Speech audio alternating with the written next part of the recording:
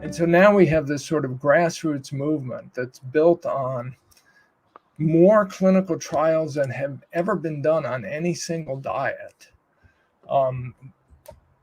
Effectively, all of them showing that this is an extraordinarily healthful way to eat, beneficial way to eat, and certainly demonstrating that it can do something that diabetes specialists never believed was possible, which is put type 2 diabetes into remission, by which I mean drug therapy is no longer needed and you don't manifest symptoms of the disease. And that's a very powerful observation.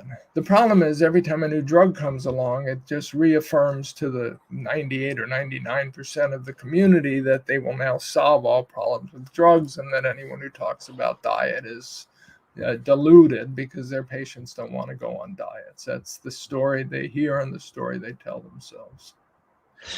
Yeah, it's interesting, isn't it? That constantly comes from diabetes specialists, is that patients won't stick to a low carb or a ketogenic diet, and it's not sustainable. And it always amuses me because it's always the people who've never tried it that say that.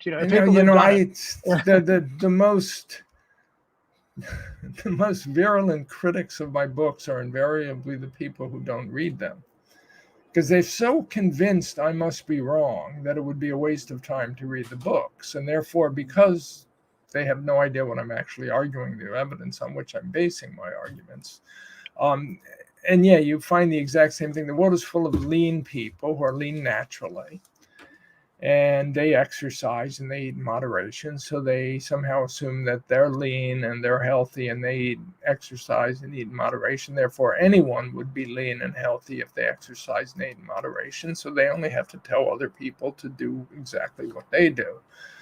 What makes diabetes so interesting as a disease state in this sort of conflict between types of dietary therapy and dietary therapy versus drug therapy is that everyone acknowledges that carbohydrate-rich diets are a particular problem for diabetes, people with diabetes, that these are the foods they can't metabolize without drug therapy. And yet, the community has trouble accepting that the alternative to, let me tell you a story. This, I think, is the best way to phrase it. One of the interviews I did for my book, it was interesting because one of my previous books was The Case Against Sugar, which was a sort of history of and analysis of the sugar science. And I got interviewed by a young man who had been a chef and became a journalist and had been diagnosed with type 1 diabetes. So he was interviewing me about my sugar book. And I said, when we're done, I want to interview you about your experience with diabetes. And I did. And so he was diagnosed in 2017. And when you're diagnosed with diabetes, as you know, you go in without preconceptions, and then you're suddenly thrown into this world of the diabetes land, you could call it, where you have to educate yourself on the nature of this disease and the best way to treat it, and the physicians are telling you what to do, and you've got no preconceptions, and the doctor says to them, look, because you don't make enough insulin anymore, and you're going to make less and less as time goes on, we're going to have to give you insulin therapy, but then we want you to get a significant proportion of your diet from carbohydrates. You can't metabolize those carbohydrates safely anymore. So we're going to give you insulin therapy, and then you're going to use that to cover the carbohydrates that we're going to have you eat. And he, without preconception, says to this doctor, wait a minute, what you're telling me is that carbohydrates are now toxic to me now, and insulin is the antidote, and I should eat the toxin and take the antidote rather than just not eat the toxin. And he said that, like, my doctor just wanted me to be healthy.